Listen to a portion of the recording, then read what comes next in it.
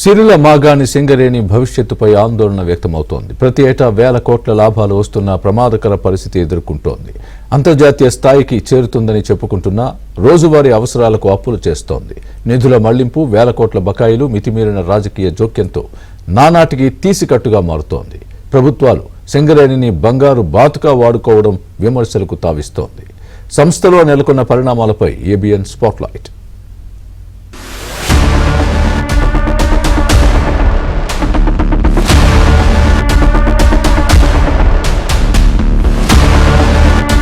ఆంగ్లేయుల కాలంలో పురుడు పోసుకొని నిజాం పాలనలో నిలదొక్కుని కేంద్ర రాష్ట్ర ప్రభుత్వాల భాగస్వామ్యంతో నడుస్తున్న అతిపెద్ద సంస్థ సింగరేణి 1870లో బొగ్గు అన్వేషణతో మొదలుపెట్టి 1989లో తవ్వకాలు ప్రారంభించింది.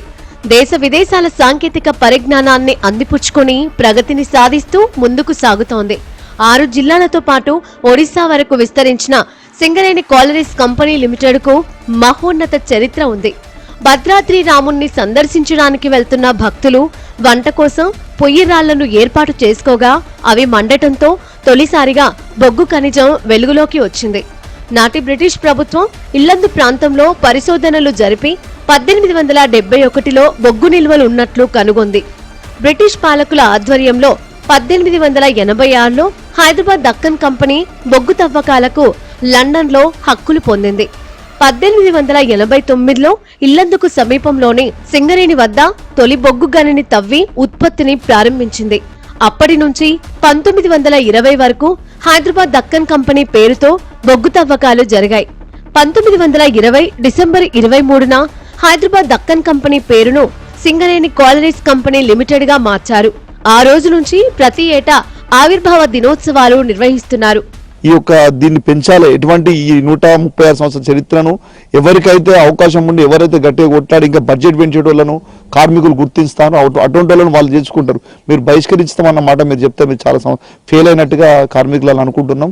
మీరు ఒక్కటే, ఎందుకంటే మేమైతే హెచ్ఎంఎస్ తరఫున చెప్పేది ఏంటంటే దీన్ని బడ్జెట్ ఇప్పుడు రేవంత్ రెడ్డి గారు ఉన్నారు 10 కోట్ల రూపాయలు అక్కడ పెట్టారు. అది కాదు బడ్జెట్ అనేది. బడ్జెట్ అనేది మన సింగరేణిలో ఇప్పుడు ఇక్కడ ఉన్నటువంటి పరిస్థితులు సింగరేణి కార్మిక కుటుంబాలు పెట్టాలి. ఈ కార్మిక కుటుంబాలను ఉన్నటువంటి ఇప్పుడు డ్రైనేజ్ వ్యవస్థ తీసుకో, ప్రతి ఏ వ్యవస్థ తీసుకోండి ఇక్కడ సింగరేణి 130 సంవత్సరాల నుంచి వెళ్ళి ఏ ఒక్కటి కూడా ఇంతవరకు చాలా దయనీయమైన పరిస్థితి. ఇటువంటి వాడు ఇక్కడ ఖర్చు పెట్టాలి. అక్కడ ఎటువంటి హైదరాబాద్లో ఉప్పల్ స్టేడియంలో ఆయన మెస్సీతో ఆడడానికి ఖర్చు పెట్టడం కాదు. 1945లో నిజాం సింగరేణి షేర్లను కొనుగోలు చేసి సంస్థ యాజమాన్యాన్ని స్వీకరించారు. ఈ విధంగా దేశంలో తొలి ప్రభుత్వ రంగ సంస్థగా అది గుర్తింపు పొందింది. స్వాతంత్ర్య అనంతరం 1950లో రాష్ట్ర ప్రభుత్వ యాజమాన్యానికి వచ్చింది. 1960లో కేంద్ర ప్రభుత్వం భాగస్వామిగా మారింది. అప్పటి నుంచి కేంద్ర రాష్ట్ర ప్రభుత్వాల ఉమ్మడి సంస్థగా 49:51 నిష్పత్తి షేర్ల భాగస్వామ్యంతో కొనసాగుతోంది. తెలంగాణ కొంగు బంగారమైన సింగరేణి కాలరీస్ కంపెనీ లిమిటెడ్ గడిచిన 10 ఏళ్లలో అత్యద్భుత ప్రగతి సాధించి దేశంలోని ప్రభుత్వ రంగ సంస్థలకే తలమానికంగా నిలిచింది. ముఖ్యంగా అమ్మకాలు, లాభాల్లో తన చరిత్రలోనే ఆల్ టైమ్ రికార్డుగా అత్యధిక వృద్ధి రేటు నమోదు చేసింది. దేశంలోని 8 మహారత్న కంపెనీలు సాధించిన దానికన్నా ఎంతో ఎక్కువ సాధించి సత్తా చాటుకుంది.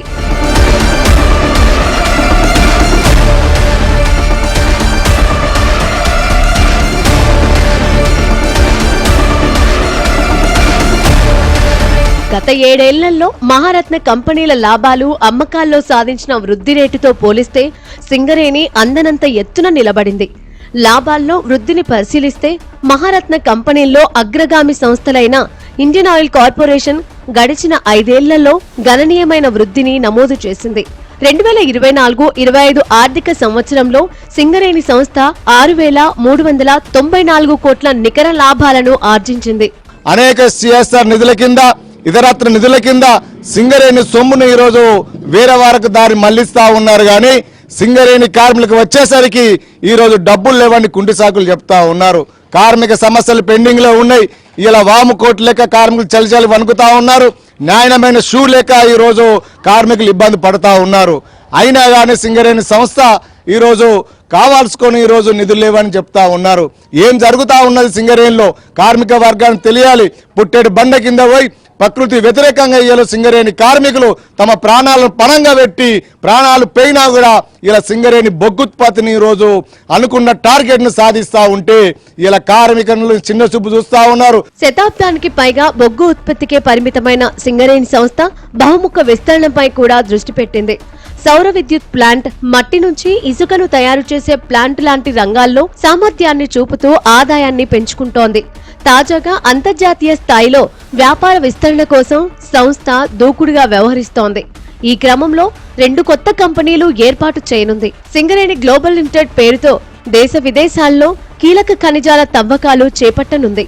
మరోటి సింగరేణి గ్రీన్ ఎనర్జీ లిమిటెడ్. అది దేశంలో సౌర, పవన విద్యుత్ కేంద్రాలు, pumped storage power plant, battery energy storage వ్యవస్థలను ఏర్పాటు చేసి విద్యుత్తును విక్రయించనుంది. ఇంకోవైపు రాష్ట్ర ప్రభుత్వ సహకారంతో బొగ్గు బ్లాక్ల వేలంలో పాల్గొని ఇతర రాష్ట్రాల్లో గనులను కొనేందుకు కసరత్తు చేస్తోంది. నిజానికి బొగ్గు ఉత్పత్తి రంగంలో ప్రైవేటు సంస్థల ప్రవేశంతో పాటు విదేశాల నుంచి దిగుమతులు సింగరేణి వాణిజ్యానికి పోటీగా మారాయి. పెరుగుతున్న ఉత్పత్తి వ్యయం వల్ల బొగ్గుపైనే ఆధారపడితే రాబోయే 30 ఏళ్లలో సంస్థ మనుగడ కష్టంగా మారనుంది. ఈ నేపథ్యంలో స్టాక్ ఎక్స్చేంజ్ లిస్టెడ్ కంపెనీల జాబితాలో చేర్చి పెట్టుబడులను సమీకరించాలని నిర్ణయం తీసుకుంది. తద్వారా వేల కోట్ల పెట్టుబడులు వస్తాయని ఎదురు చూస్తోంది.